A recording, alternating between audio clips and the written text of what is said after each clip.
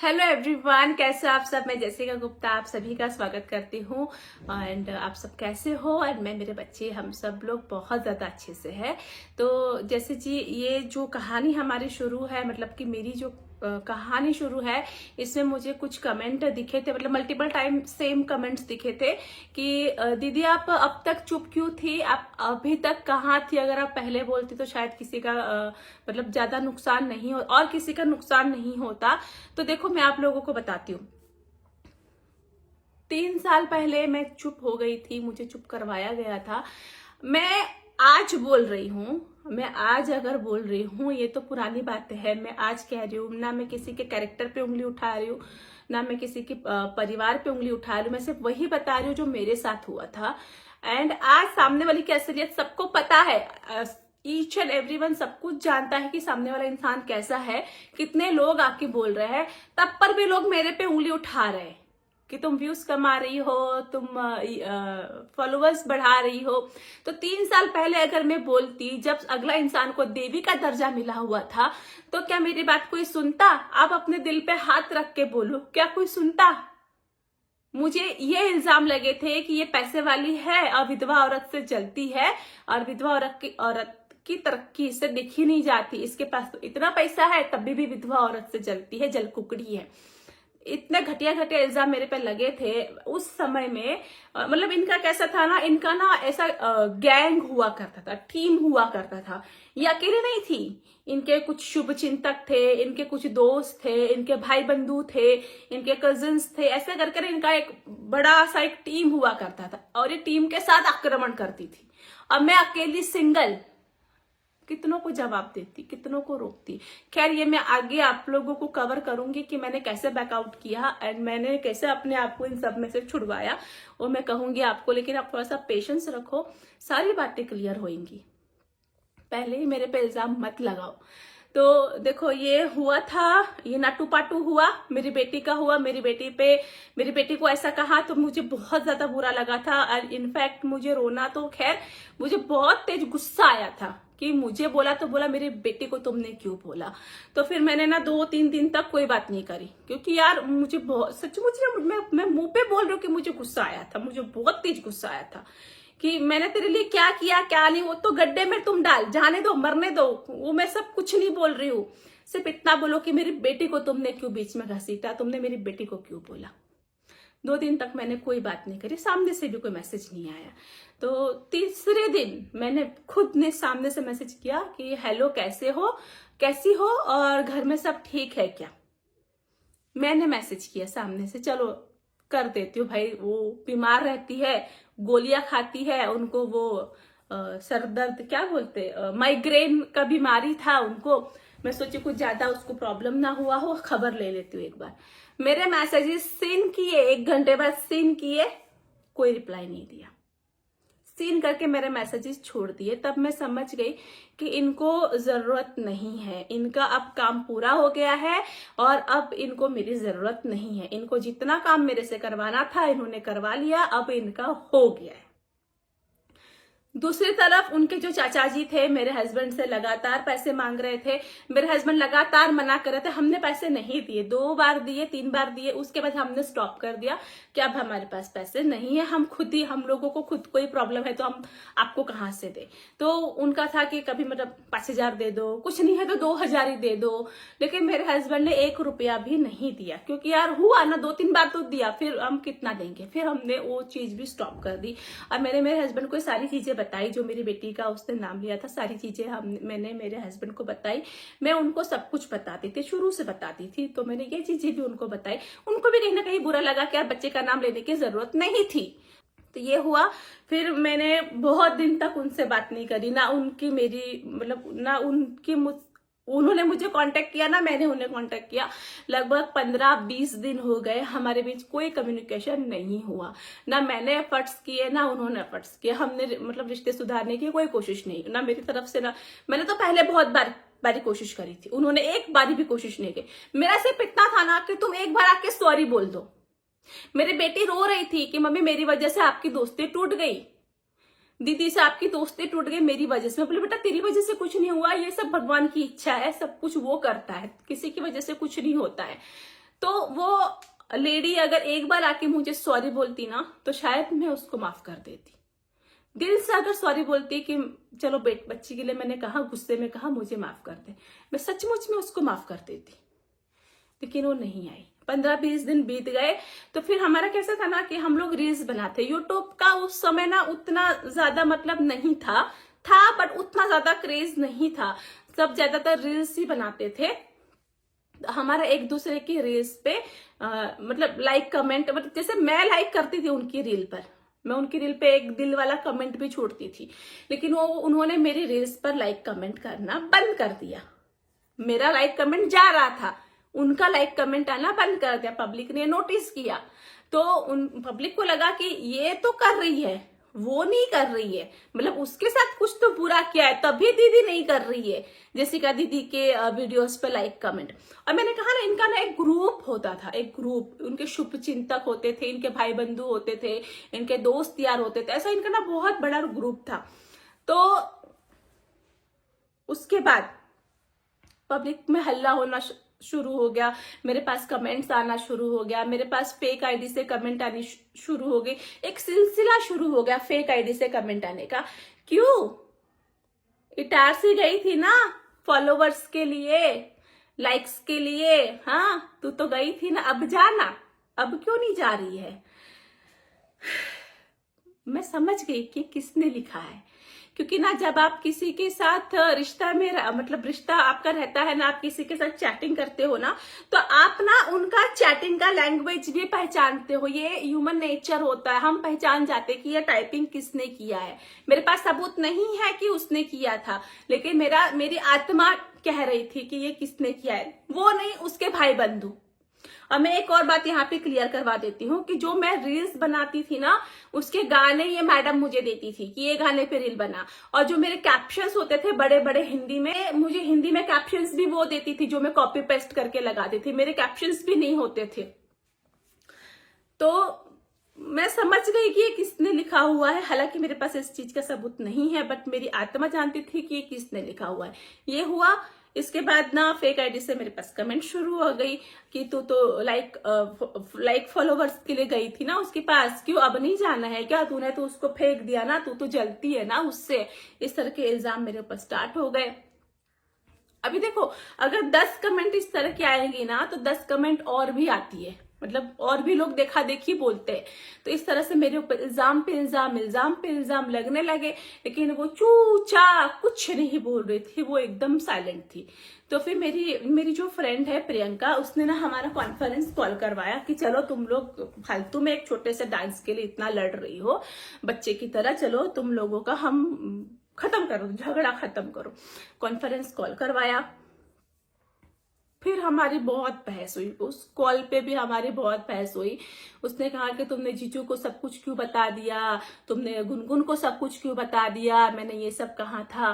बोली मैं किसको बताऊं, मेरा कोई दोस्त यार तो है नहीं यहाँ पर, मेरी कोई गैंग तो है नहीं, मेरा जो है वो मेरा परिवार ही है, तो मैं परिवार को तो बताऊंगी ना कि मेरे साथ क्या हो रहा है, तो मैंने क्या गुनाह किया। तो फिर हमारी बातचीत हुई, तभी भी मतलब ऐसे दिल का जो रिश्ता था ना वो टूट चुका था, जो दिल का कनेक्शन था वो यहाँ पर ब्रेक हो चुका था। बस अभी ऐसा था कि सोशल मीडिया है तो मतलब रिश्ते खराब नहीं करने हैं। तो फिर हमने डिसीजन लिया कि एक दूसरे की वीडियोस पे लाइक करो एंड छोड़ दो। मैंने उसको बोला कि देखो मुझे फेक आईडी से इतनी कमेंट आ रही है, तो बोलते मुझे तो नहीं आ रही है, तुझे क्यों आ रही है? मुझे तो नहीं आ रही है। तो बहन तुझे कैसे आएगी, तुझे कैसे आएगी? वो तो मुझे ही आएगी ना, क्योंकि विलन तो मुझे बनाना था। तो यहाँ पर मैंने उसको कहा, और फिर मैंने उसको बोला देख आज तुझे नहीं बोल, लेकिन कल को तुझे अगर बोला तो, पब्लिक ने अगर तुझे सवाल किया तो। मैं डरती हूँ क्या पब्लिक से? मैं किसी से डरती नहीं हूँ। मैं एक आवाज करूंगी ना, मैं जैसा बोलूंगी वैसा ही होएगा, मेरी ही चलेगी। तेरा कौन सुनने वाला है? मेरे पास पब्लिक पावर है। और वाकई में उस समय में था, ये बात झूठ नहीं है। उनका इतना ज्यादा क्रेज था ना कि हर एक क्रिएटर से स्टोरी लगवाना, हर एक क्रिएटर से रियल कोलैब करवाना, कैप्शंस डलवाने। फिर देखो पब्लिक तो भोली होती है, जनता भोली है, जो देखती है ना वही बोलती है। तो देखा देखी पब्लिक भी वैसे ही करती थी कि हाँ ऐसा किया, चलो हम भी ऐसा बोलेंगे। वो भी मेरी रील पे लाइक करते थे, मैं उसकी रील पे लाइक करती थी, और बहुत कम कभी ऐसा हुआ कि एक आधी बात हुई। उसके बाद क्या हुआ ना, ये सब खत्म हुआ। करते करते करते करते मार्च या अप्रैल का महीना आ गया था ऑलमोस्ट, या मई का महीना था शायद, मतलब काफी समय बीत गया था। तो फिर इनको जाना था राजस्थान। एक बहुत मतलब बड़ी यूट्यूबर है, क्रिएटर है, उनके भाई की शादी थी राजस्थान में। तो इनको न्योता आया था। तो ये इनके भाई और इनकी जो एक फ्रेंड है जो वहीं उनके आसपास में रहती है, ये तीनों लोग जाने वाले थे शादी में। तो मुझे शाम को मैसेज आया कि हम लोग तो इस क्रिएटर के भाई की शादी में जा रहे हैं। तो मैं बोली हाँ हाँ अच्छा है, जाओ, मतलब ठीक है, अच्छे से जाना। बस इतनी ही मेरी बात हुई, 2 से 3 लाइन की मेरी बात हुई, अच्छे से जाना, ध्यान रखना। उसके बाद ना ये लोग गए नहीं गए मुझे नहीं पता। मेरा ये घर बन रहा था ना, मैंने बताया मेरा ये घर बन रहा था। मैं और मेरे हस्बैंड आए और यहाँ पे हम लोगों को बहुत सारा कचरा था। तो हम दोनों मियाँ बीबी ये कचरा यहाँ पर साफ करने में लग गए। सारा कचरा जमा किया, उसको फेंका, कुछ को जलाया, यही सब हम लोग कर रहे थे रात के 10 बजे तक। 10 बजे के बाद मैंने खाना बनाया, दाल भात, सिर्फ दाल भात बनाए थे। दाल भात खा के मैं बेड पे ऐसे लेटी थी कि मैंने डीएम खोला, इंस्टाग्राम का डीएम खोला। तो उसमें एक फेक आईडी से मेरे पास बहुत सारे स्क्रीनशॉट्स आए हुए थे। स्क्रीनशॉट देख के मैंने खोला कि क्या है ये। अभी देखो ये जो फेक आईडी वाली है, इसको मैं नहीं जानती हूँ ये कौन थी, है ना, मुझे नहीं पता ये लड़की थी, औरत थी, लड़का था, आदमी था, मुझे नहीं पता। ये कोई क्रिएटर था, कोई इन्फ्लुएंसर था, या कोई हमारा रिश्तेदार या उसका रिश्तेदार, मुझे नहीं पता ये कौन था। और मैंने उसको बोला भी था कि तू निकाल आईपी एड्रेस, तू निकाल, अगर ये मेरी आईडी हुई ना, जो बोलेगी मैं करूंगी, चल तू निकाल आईपी एड्रेस, ये तक मैंने कहा था। तो मैंने वो स्क्रीनशॉट पढ़े। तो स्क्रीनशॉट का ये मतलब सीन ऐसा हुआ था ना कि ये गई थी, ये लोग ट्रेन में बैठी थी, इन्होंने एक रील पोस्ट किया था। तो उनकी रील पे एक गंदा सा कमेंट आया, मतलब गाली वाला, जो औरतों को गाली देते हैं ना, ऐसा मतलब नहीं कि आर पर से, ऐसा गंदा सा कमेंट आया। तो देखो अब हमारे आईडी पे अगर कोई भी ऐसा गंदा कमेंट आता है ना, तो मतलब हम लोग क्या करते, जाके ब्लॉक कर देते हैं। बहुत से बहुत हम लोग उसको ब्लॉक करते, बाकी कुछ नहीं करते। इनफैक्ट मैं तो इतना ही करती हूँ, जाके मैं ब्लॉक कर देती हूँ। इन्होंने क्या किया, वो फेक आईडी के डीएम में गई, और डायरेक्ट मैसेज कर रही है। आप इनका कॉन्फिडेंस देखो, कॉन्फिडेंस लेवल आप देखो इनका। डायरेक्ट उसको क्या मैसेज कर रही है, क्यों जेसिका फेक आईडी से क्यों मैसेज कर रही है, रियल आईडी से आना बाबू, मुंह दिखा के बात कर। देखो जो जैसा करता है ना, उसको सामने वाला वैसा ही दिखता है, ये बात यहां पर स्थापित होती है। तुम जैसा करोगे ना, जिसको पीलिया हुआ रहता है उसको सब पीला ही दिखता है। लेकिन वो फेक आईडी में जेसिका नहीं थी, ये आज भी मैं डंके की चोट पे कहती हूँ। चाहो तो आईपी एड्रेस निकलवा लो, चाहे तो जो कार्रवाई करनी है कर लो, लेकिन वो औरत मैं नहीं थी। इन्होंने डायरेक्ट मैसेज किया। और जो फेक आईडी वाली थी, उन्होंने कहा अरे तुझे कैसे पता कि यहाँ पे जेसिका है, तू ऐसे कैसे बोल सकती है। तो फिर इन्होंने बहुत ही अभद्र भाषा का प्रयोग किया, बहुत ही गंदी लैंग्वेज में इन्होंने बात करी। ये सारे स्क्रीनशॉट अभी भी मेरे पास रखे हुए हैं, जिसको मैंने आज तक पब्लिक नहीं किया। ये कहा इन्होंने फेक आईडी वाली लड़की से, हम तो फेमस लोग हैं, हमको तो लोग बुलाते शादी ब्याह में, तू तो रात की रानी है, तुझे कौन पूछता है रे जेसिका। बिना मतलब की गालियां, बिना वजह गालियां। तू देख, तू तो मेरे से जलती है ना, तू देख अब मैं तुझे कितना जलाऊंगी, मैं तो अब पूरी दुनिया घूमूंगी, तू देखते जा। ये सारे स्क्रीनशॉट है, मैं अपने मन से नहीं बोल रही हूँ, सारे स्क्रीनशॉट मेरे पास रखे हुए। मतलब इससे पता चल रहा था मुझे, वो स्क्रीनशॉट से मुझे पता चल रहा था कि इनके दिल में मेरे लिए कितना जहर भरा हुआ है, कितनी हद तक मुझसे नफरत करती है। ये मुझे साफ साफ उस दिन पता चल गया कि ये लेडी मुझसे बहुत हेट करती है। और पता नहीं उसको किसी ने सिखाया था, उसको किसी ने बोला, या उसके खुद की ही काल्पनिक दुनिया थी कि जेसिका मुझसे जलती है। उन्होंने खुद से ही सोच लिया था कि जेसिका मुझसे जलती है बस, और उन्होंने मुझसे हेट करना स्टार्ट कर दिया था। और हाँ, उन्होंने ये भी कहा था कि अब तू देख मैं तुझसे कैसा बदला लेती हूँ, अब मैं तुझे छोड़ूंगी नहीं, ये शब्द थे उनके। फिर मैंने क्या किया, मैंने सारे, रात के 12 बज रहे थे, मैंने सारे स्क्रीनशॉट अपने पति को दिखाए, और जो सारे स्क्रीनशॉट थे ना मैंने अपने गैलरी में सेव किए। सबसे पहले उनका पूरा खानदान को मैंने वो स्क्रीनशॉट भेज दिए, उनके चाचा जी, ये पापा जी, उनके चाची जी, माता जी, भैया, 2-3 भाई उनको, और उनको खुद को भी भेजे। मैंने सबको वो स्क्रीनशॉट शेयर कर दिए कि देखो तुम्हारी लड़की मुझे क्या बोल रही है। किसी का कोई रिप्लाई नहीं आया, एक सिंगल रिप्लाई किसी का नहीं आया। समझ गई कि मुंह ही नहीं है, क्या रिप्लाई करेगा। सिर्फ उनके भैया से बात हुई, क्योंकि उसके भैया, जो उसका भाई है ना, वो हमारे पास तभी भी स्टिल काम कर रहा था। तो उसने फोन उठाया, बोला दीदी मैं पता करवाता हूँ, फिर आपको बताता हूँ कि ये सब क्या हुआ है।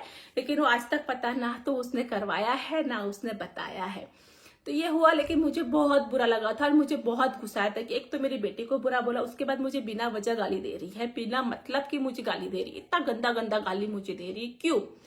तो फिर हमने उनके पिताजी को कहा था कि आप अपनी बेटी को रोको, आज पहली बार गाली दी है, फिर अगली बार भी वो गाली देगी। अगर जेसिका के नाम का कहीं पर भी हमें दिखा गाली गलौज, जेसिका का नाम कहीं पर भी लिया, तो हम मानहानि का दावा करेंगे आपके ऊपर। ये गलत है, आप मेरी पत्नी का अपमान नहीं कर सकते हो, मैं मानहानि का केस करूंगा, ये हमने उनको कहा था। फिर वो तो राजस्थान में थी, शादी ब्याह में एंजॉय करी और सब कुछ उनका हुआ। और यहाँ पर फिर मेरे पति बोले, मैंने कहा है मेरे हस्बैंड से कि क्या करना है, तो बोले कि देखो जेसिका वो एक विडो औरत है, उसका कोई भी आधार नहीं है, पति नहीं है। हम दोनों, मतलब मैं और मेरे पति, 2 लोग मिलकर अगर एक औरत के ऊपर केस करेंगे तो लोग हमें ही गालियां देंगे कि तुम एक अबला नारी पर केस कर रहे हो, एक उसकी छोटी बच्ची है, उसको पुलिस स्टेशन में घसीटेंगे, कोर्ट में घसीटेंगे। ये कहीं से भी हमारे संस्कार नहीं है, ऐसा नहीं करना चाहिए। मैं बोले ठीक है, जाने तो सिर्फ आप उनको बोल दो कि हम लीगल जा सकते हैं। तो हमने उनको बोल दिया और हमने ये फिर मैटर वहीं पे क्लोज कर दिया। मैंने उनका पूरा का पूरा खानदान को ब्लॉक किया, खोज खोज के सबको लाइन से ब्लॉक किया मैंने। कम से कम 20-25 लोग थे, जितने भी उनके शुभ चिंतक थे, सबको मैंने ब्लॉक किया। उनके शुभ चिंतक के नाम भी मैं बता सकती हूँ यहाँ पे, मैं भूली नहीं हूँ आपको। अगर आप मेरा ब्लॉग देख रहे हो ना, तो मैं आज भी आपको भूले नहीं हूँ, आपका नाम अभी भी मेरे जहन में है। सबको ब्लॉक किया मैंने, ईच एंड एवरीवन, सबको मैंने ब्लॉक किया। जब मैंने सबको ब्लॉक किया तो मेरे पास ना फेक कमेंट्स आना बंद हो गया। क्या हुआ ना कि जून जुलाई का महीना था, मेरा ना, मैं सीढ़ियों से गिर गई, मेरा हो गया लिगामेंट टियर। तो लिगामेंट टियर हो गया ना, तो मैं चलने के लिए, मतलब मैं चल नहीं पा रही थी, मैं बेड रेस्ट पे थी, लगभग 1.5 महीने तक मैं बेड रेस्ट पे थी। तो उसी समय इन लोगों का कुछ पार्टी फंक्शन था, चाहे कुछ तो था इन लोगों का। तो ये लोग मुंबई आई थी, दोनों जो दोस्त है, दोनों दोस्त और उनके भाई, ये लोग मुंबई आए हुए थे। मुंबई में, पुणे से हार्डली 2-3 घंटे लगते, ज्यादा दूर नहीं है। तो मैं बेड पे हूँ, मेरा लिगामेंट टियर हुआ था और मेरा ऑपरेशन के लिए बोला था डॉक्टर ने। मैं मुंबई आके गई थी, तो कर्मा इज बैक, कर्मा जैसे करनी वैसे भरनी, देखा दूसरे से जलने का परिणाम। ऐसे ऐसे रील्स डालती थी भाई साहब, ऐसे ऐसे रील्स, ऐसे ऐसे एक्सप्रेशन देती थी, ऐसे ऐसे मतलब कैप्शंस आते थे इन लोगों के कि मतलब मैं क्या बताऊं। लिगामेंट टियर मेरा हुआ, चलो मेरा तो एक्सीडेंट हुआ था, वो मेरा तो ठीक भी हो गया, 2-3 महीने में मेरा लिगामेंट टियर ठीक भी हो गया। बट मैंने ना उनके गिरने की हदें देखी कि ये लोग कितना हद तक गिर सकते हैं। मैं पेन में हूं, मैं दर्द में हूं, ये लोग मुझे ताने पे ताने मारे जा रहे। इनका बुटीक खोल रहे भाई, तुम खुश हो ना कि तुम्हारा बुटीक खुल रहा है, तुम नया बिजनेस कर रहे हो, तो उसमें भी ताने वाली रील। अब आना मत वापस, शक्ल मत दिखाना अपनी, नाम नहीं लेते थे ये लोग, नाम नहीं लेते थे, लेकिन बस कैप्शंस चिपकाने। जब मेरा लिगामेंट टीयर हुआ था तो मेरा ना मतलब डॉक्टर ने कहा था कि ऑपरेशन करवाना पड़ेगा, और मैं जा रही थी अस्पताल। तब मैंने ना एक रील शूट करके डाल दी थी, और मैं बहुत टेंशन में थी कि मेरा ऑपरेशन होगा तो क्या होगा, कैसे नहीं, काफी टेंशन में थी। तब मेरी फ्रेंड प्रियंका ने मेरे साथ एक डुएट वीडियो बनाया, और उसको था कि यार चलो दर्द में है तो उसने बना के डाल दिया। उसका इंटेंशन ऐसा कुछ भी नहीं था कि किसी को सुनाना है, क्या करना है, बस ऐसे उसको फील हुआ, उसने एक डुएट वीडियो बना के डाल दिया कि जैसे कहा मैं तुझे ऐसे नहीं देख सकती हूँ, तू जल्दी से ठीक हो जा, हम तुझे डांस करते हुए देखना चाहते हैं। ये मैडम को लग गया पूरा। क्यों? क्योंकि इन्होंने मेरे लिए कोई स्टोरी या कुछ भी पोस्ट नहीं किया था। पब्लिक इनको सवाल पूछ रही थी कि आपने जेसिका दीदी के लिए स्टोरी क्यों नहीं डाली है, क्या हुआ, वो इतने बीमार है, आप तो मुंबई में हो, तो आप उनसे मिलने क्यों नहीं जा रही हो। ये सब हुआ। मैं तो खुद ही इतना दर्द में थी कि मुझे कुछ भी होश नहीं था। प्रियंका ने मेरे लिए डुएट बनाया, तो देखो वो उसका अपना चॉइस था कि उसने मेरे लिए डुएट बनाया। मैंने उसको नहीं बोला था कि तुम डुएट बनाओ, मैं तो खुद ही पेन में थी, मैं क्या किसको जाके बोलूंगी कि मेरे लिए डुएट बनाओ। तो उसने बनाया। अब इन्होंने क्या किया, इन्होंने प्रियंका को कॉल किया। जब उन्होंने डुएट वीडियो देखा तो इन्होंने प्रियंका को कॉल किया कि तुम जेसिका के साथ मिलके प्लानिंग कर रही हो ना मेरे खिलाफ, तुम मुझे बर्बाद करना चाहती हो ना, तुम भी मुझसे जलती हो ना, मैं मुंबा देवी मंदिर के सामने खड़ी हूं, मेरा एक आंसू गिर जाएगा तो तुम दोनों का सर्वनाश हो जाएगा, जेसिका और प्रियंका तुम दोनों बर्बाद हो जाओगी। वो बेचारी डर गई, वो भी औरत है, बड़े पढ़ी लिखी है, लेकिन इस तरह की बातों से किसी को भी डर लगता है। उसने अपना कमेंट सेक्शन ऑफ कर दिया एंड बोली कि देखो मेरा ऐसा कुछ भी इंटेंशन नहीं था, तुम जो बोल रही हो ये गलत है, ये सरासर गलत इल्जाम मेरे ऊपर लगा रही हो। तो वो बिना मतलब के प्रियंका इस पचड़े में फंस गई सिर्फ एक डुएट वीडियो के लिए। तुम मुंबई में हो, तुम अपना काम करने गए हो, लेकिन वहां पर भी तुम्हारी नजर सबके कमेंट सेक्शन में है कि कौन क्या कमेंट कर रहा है। मेरी रील पे आके तुम कमेंट देख रही हो, प्रियंका की रील पे जाके तुम कमेंट देख रही हो। फिर ये दोनों भाई बहन जब अपने घर वापस गए तब ये लोग लाइव आए थे। लाइव में इन्होंने अपनी सफाई दी कि मेरे और जेसिका के बीच में अभी कुछ चल रहा है, मिसअंडरस्टैंडिंग हम जल्दी ही क्लियर करेंगे और हम दोनों जल्दी ही मिलेंगे और खूब सारे रील्स बनाएंगे। इस तरह से सेटलमेंट उन्होंने किया। मैंने बोला चलो बढ़िया है, तुम अपनी जिंदगी में रहो, मुझे अपनी जिंदगी में रहने दो, इनसे मुंह लग के कोई फायदा नहीं है। बहुत ही ज्यादा ये लोग हद से ज्यादा गिरे हुए लोग हैं, बेहतर है कि मैं इनके मुंह ना लगूं। मेरा लिगामेंट टीयर फिर धीरे धीरे ठीक होने लगा, मैं चलने फिरने लग गई थी। काफी मुझे डेढ़ से 2 महीने लगे रिकवरी में, लेकिन मैंने रिकवरी कर ली थी। इनका जो था कटाक्ष वाली रील एंड ताने मारने वाली रील, कैप्शंस, ये सिलसिला इनका बिल्कुल भी रुका नहीं था। लात मारती थी, जा तुझे आज मैंने लात मारा, मुझे लात मारोगे? भाई मैं तो ऑलरेडी दूर जा चुकी थी, लात मार के क्या कर लोगे। नाम नहीं लेते थे, लेकिन बस सुनाना है, बस कटाक्ष में सुनाना है, ताने सुनाने। ये सिलसिला इनका चलता रहा। मैरिज ब्यूरो का हुआ, इन लोगों का ये सिलसिला चलते ही रहा, नॉन स्टॉप चलते रहा। इनके भाई की शादी थी या सगाई थी शायद पहले, तो मेरे पति को कॉल आया क्योंकि हमारा बिजनेस तब तक चल रहा था। मेरे पति ने क्या बोला कि देखो 2 औरतों की लड़ाई में मैं मेरा कंपनी प्रोफाइल खराब कैसे कर दूं, मैं रातों रात ऑफिस कैसे बंद कर दूं। तुमने बोला कि चलो चालू करते, तो हमने खोला, रातों रात कैसे बंद कर दूं। और हमने कंपनी चालू किया था, देखो उसका भी रीजन था कि हमें हमारा ब्रांच खोलना था भोपाल में, लेकिन हमें कोई ऐसा इंसान नहीं मिल रहा था भरोसेमंद कि जिसके भरोसे हम कर सके। और हम इटारसी में भी कर सकते थे, लेकिन हमने इटारसी में नहीं किया क्योंकि इटारसी छोटी सी जगह है, भोपाल बड़ी एक सिटी है भोपाल, तो भोपाल में करना हमने ज्यादा अच्छा समझा। तो एक था कि भरोसेमंद लोग हैं, तो हम देखो बिजनेस बढ़ाना तो सबको अच्छा लगता है, बिजनेस में फायदा होगा तो कोई भी करेगा, नुकसान होगा तो बंद कर देगा। तो पहले शुरू में हमको फायदा हुआ क्योंकि वहां पे मैन पावर भी सस्ता मिल जाता है, मतलब 4-5 हजार में तो आपको टेलीकॉलर मिल जाती है वहां पे इजीली। उस समय में मैन पावर बहुत सस्ता था, 8 हजार में आपको 2 BHK का घर मिल जाता था रेंट पे, तो उतना महंगा नहीं था वहां पे सब कुछ। तो हमने एक एक्सपेरिमेंट किया था कि चलो हम देखते हैं अगर बिजनेस एक्सपेंड हुआ तो अच्छी बात है, कंपनी प्रोफाइल स्ट्रांग बनेगी। लेकिन उसके बाद हमें वहां पे नुकसान होने लगा। तो शुरू में तो देखो इन्होंने बंद नहीं किया, ऑफिस बंद नहीं किया, इनका ऑफिस चलते रहा जब तक हमें फायदा हो रहा था। और इन्होंने कहा कि औरतों की लड़ाई में मैं क्यों पड़ू, तुम लोग तो आज लड़ रही हो, कल क्या पता एक हो जाओ, औरतों का कोई भरोसा होता है। तो मैं बोली ठीक है देखते हैं। इनके भाई का ये था, सगाई था। मेरे पति को कॉल आता है कि जीजू आप ना मेरी सगाई में आ जाना। तो इन्होंने कहा भाई मैं तो दुबई में बैठा हूं, मैं कैसे आऊंगा, तुम अपनी बहन यानी कि जेसिका को कॉल करो। मेरे पास कोई कॉल नहीं आया। फिर तो क्या, मेरा जो मतलब चल रहा था ना, मैं मेरा लाइफ जी रही थी, मेरी जिंदगी जी रही थी। इन्होंने क्या स्टार्ट किया कि कैप्शन डाल देती थी, निकल जा मेरी बहन की जिंदगी से, वापस लौट के मत आना, अगर आई तो तुझे डंडा मारेंगे। फिर स्टोरी आ जाता था, क्यों लाइक कमेंट के लिए, फॉलोवर्स के लिए अब नहीं आना है तुझे। नाम नहीं लेते थे लोग, नाम नहीं लेते थे, लेकिन वो बोलते ना कटाक्ष, ताने स्टार्ट हो गया। अरे लाइक फॉलोवर्स, अगर मेरे फॉलोवर्स गेन हुए थे, आपके नहीं हुए थे क्या? आपके नहीं हुए थे? आपके भी तो फॉलोवर्स गेन हुए थे। जब दो लोग मिलते हैं पार्टी फंक्शन में, फॉलोवर्स एक्सचेंज होते हैं, ये तो सबको पता है कि फॉलोवर्स एक्सचेंज होते हैं।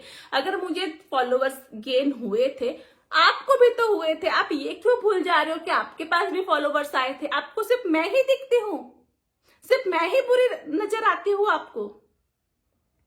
फिर उनका स्टार्ट हो गया, मतलब ऐसा था ना कि उनके साथ कुछ भी होता था या वो कुछ भी इशू बनाती थी, उसका टारगेट किया जाता था जेसिका को। मतलब फॉर एग्जांपल उनका कुछ मैरिज ब्यूरो का हुआ था कि किसी ने उनकी फोटो डाल दी थी। अब वो फोटो कहाँ की? मेरे फार्म हाउस की फोटो। देखो फोटो भी मेरे फार्म हाउस की, उनके पास हजारों लाखों फोटो होंगी, लेकिन जो मैरिज ब्यूरो में फोटो आई ना, वो मेरे फार्म हाउस की फोटो। और उनके भाई का ये बोलना कि आईपी एड्रेस जो है वो महाराष्ट्र की एक लड़की का है। महाराष्ट्र में कौन रहता है? जेसिका गुप्ता। उस टाइम में उनके रिसेंट न्यू दुश्मन कौन थी? जेसिका गुप्ता। सारे लोग मुझे ये टैग करने लगे कि दीदी आपने इतना गंदा किया, दीदी आपने इतना गंदा किया, एक विधवा औरत के साथ आप इतनी हद तक गिर गई, छी है जेसिका गुप्ता, छी है तेरे ऊपर। मैं बोलती मेरा कौन सुनता, बताओ मेरा कौन सुनता। मैरिज ब्यूरो के लिए भी उन्होंने मुझे ही टारगेट किया। उसके बाद भी उनके साथ मतलब बहुत सारी चीजें हुई थी कि मतलब मेरे ऊपर ये हुआ, मतलब जो कुछ भी उनके साथ होता था ना, सब कुछ का इल्जाम मेरे ऊपर। आज मैं बता दूंगी सच्चाई, आज मैं बता दूंगी सच्चाई। रोज उनके ब्लॉग्स आते थे, उनके ब्लॉग्स लाखों लाखों व्यूज जाते थे, ब्लॉग में कुछ भी नहीं। लोग इसी उम्मीद में जाते थे कि जेसिका का सच पता चलेगा, कोई सच पता नहीं चलता था। अरे जेसिका का सच होगा तब ना पता चलेगा, क्यों नहीं बोला आज तक? सच है तो क्यों नहीं बोला आज तक? कुछ होगा तब ना बोलेगा। ऐसा ऐसा इन्होंने किया था खेल, ऐसा खेल रचा था ना, मैं क्या बताऊं। उसके बाद देखो, उसके बाद क्या हुआ कि इनका यूट्यूब आईडी हैक हुआ। जब इनका 1 लाख होने वाला था यूट्यूब पे, तब इनका यूट्यूब आईडी हैक होता है। यूट्यूब आईडी हैक हुआ तो इनके जो शुभ चिंतक है ना, इनके कमेंट जेसिका से सहन नहीं हुआ। वो चलती है मेरी, हमारी दीदी आगे बढ़ रही है ना, हमारी दीदी के 100 के हो रहे हैं, तो इसको तो सहन नहीं हो रहा है, इससे तो यूट्यूब आईडी हैक करवाया है। इसको तो बहुत नॉलेज है टेक्निकली, इसी ने यूट्यूब आईडी मेरी दीदी का हैक करवाया है। कमेंट पे कमेंट, उनके आईडी में कमेंट पे कमेंट, कमेंट पे कमेंट, लोग मुझे टैग कर रहे, टैग कर रहे, टैग कर रहे, मुझे डीएम कर रहे कि तुझे शर्म नहीं आई? एक वो औरत का एक लौता अर्निंग का एक रास्ता था, तूने वो भी बंद कर दिया, तूने उसकी आईडी हैक करवा दी, छी तुझे शर्म आनी चाहिए। मतलब यहां तक फेक आईडी से कमेंट आई ना मेरे पास, जेसिका तेरा पति यहां तक बोला, बताओ।